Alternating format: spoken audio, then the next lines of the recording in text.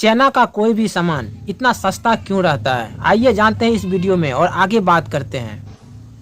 आप देखेंगे भारतीय टॉर्च इस तरह के थे। ससुरा में महीना में 50 रुपया के सेल लग जाता था, चलाइए तो फिर ढीला हो जाता था, चलते चलते बुझ जाएगा। एक बार हमारे यहाँ सांप निकला था, खोज रहे थे तो बुझ गया। यहाँ पे चाइना आया तो देखा लोगों की सोच कैसी है, तो चार्जिंग वाला चार्ज लगा दिया, अलग से चार्जर नहीं, उसी में एक तो दे दिया कि भैया पीछे से चार्ज कर दो, आगे से फोक्स मारने वाला लगा दिया, खड़ा कर दीजिए तो इधर से चौड़ा रोशनी मारेगा, कस्टमर के हर एक डिमांड को पूरा कर दिया। वो अलग बात है कि अभी मोबाइल का फ्लैश लाइट इतना ना आ गया है कि अब टॉर्च धीरे धीरे विलुप्त हो रहा है। चीज को जोड़िएगा, बहुत से ऐसे चीज तो आप जानते नहीं है जिसको यूज करते हैं कि वो चाइनीज है। आप दो चार चीज जानते हैं, एक तो मोबाइल, टीवी, ये सब चीज जान गए कि चाइनीज है, भगाओ इनको भगा देने से चाइना भाग जाएगा। नहीं, हमको ये मौका नहीं गंवाना चाहिए। भारत सरकार चाइनीज सामानों पर 31% टैक्स लगाती है।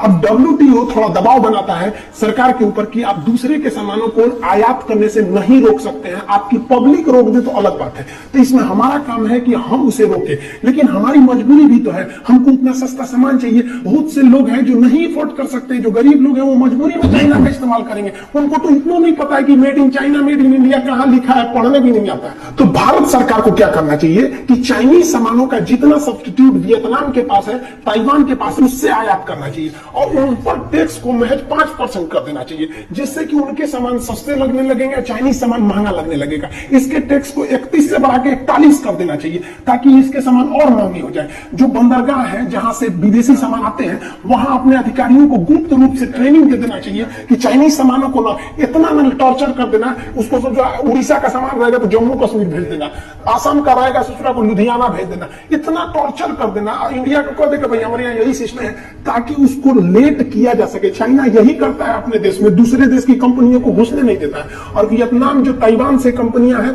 उनको सहूलियत दीजिए। धीरे धीरे इंडिया के जो डिस्ट्रीब्यूटर है, होलसेलर, वो कहेंगे यार चाइनीज सामान छोड़ो यार, उन सबको ले आने में बड़ी माथा पची हो जाता है। उससे अच्छा ताइवान से लो, जब सेम रेट में मिल रहा है, वियतनाम से लो सेम रेट में मिल रहा है। चाइना तंग आ जाएगा, फिर चाइना आप पे दबाव बनाएगा। तो चाइना से कहना पड़ेगा भैया साफ कि भैया आप हमारे देश में बेचिए, नो डाउट बेचिए, हम आपको 31% की जगह 25% टैक्स लेंगे, 20% टैक्स लेंगे, लेकिन आप भारत में कारखाना खोलिए।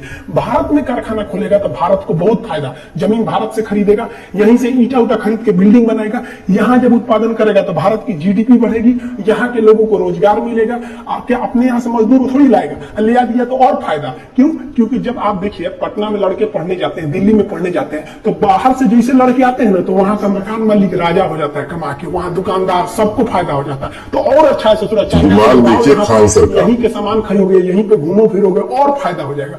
तो रोजगार वो यहीं से देगा, तो हमको और फायदा हो गया कि रोजगार मिल गया। और रोजगार जब मिलेगा तो हिंदुस्तान के लोग काम करने जाएंगे, तो उसकी टेक्नोलॉजी सीख लेंगे। हमारे यहाँ देखते हैं कोई हीरो होंडा की कंपनी में गैरेज में काम कर रहा था, 2 साल काम करके छोड़ा, अपना गैरेज खोल दिया, बहुत अच्छा है। चाइनीज कंपनी में काम किया, 2 साल काम करने को अपना कंपनी खोल दिया। धीरे धीरे ऐसी टेक्नोलॉजी आएगी, चाइना ऐसे ही चुरा के लाया अमेरिका से। इससे भारत के युवाओं में एक स्किल डेवलपमेंट होगा, और ये भारत की सबसे बड़ी कमी है। मान के चलिए कि किसी लड़के को वेल्डिंग सीखना है तो ITI में जाएगा, नहीं तो किसी वेल्डर के पीछे हेल्पर बनेगा। कोई ऐसी संस्था है जो केवल डेडिकेटेड हो वेल्डिंग सिखाने के लिए कि हाँ भैया आइए 1 महीना में हम आपको सिखा देंगे, आपको वेल्डिंग का सर्टिफिकेट देंगे? नहीं, उसके लिए 75 गो नियम कानून है। चाइना में ऐसा नहीं है, आपको जिस चीज का स्पेशलिस्ट बनना है आप आ जाइए। लेकिन भारत में अगर आपको स्पेशलिस्ट बनना है तो या तो कॉलेज में जाइए, अगर अनपढ़ है, मजदूर टाइप के हैं, तो किसी के पीछे हेल्पर लगिए 2 साल तक, अब धीरे धीरे सीखिए। लेकिन चाइना ने क्या किया, एकदम स्किल कर दिया। किसी को पेंटिंग सीखना है, उसका एक तो कॉलेज है भैया, इसमें आइए 1 महीना में पेंटिंग सिखा के देगा, सर्टिफिकेट केवल पेंटिंग का। हमारे यहाँ ITI, IIT, BE, BTech, MTech, lab मार डालेगा। तो दोस्तों आपको वीडियो देख के पता तो चल ही गया होगा कि चाइना क्यों आगे है इंडिया से, और चाइना का माल इतना हर एक देश में, हर एक देश विदेश में क्यों बिकता है। यही वजह है कि चाइना का माल सबसे ज्यादा निर्यात होता है पूरे वर्ल्ड में।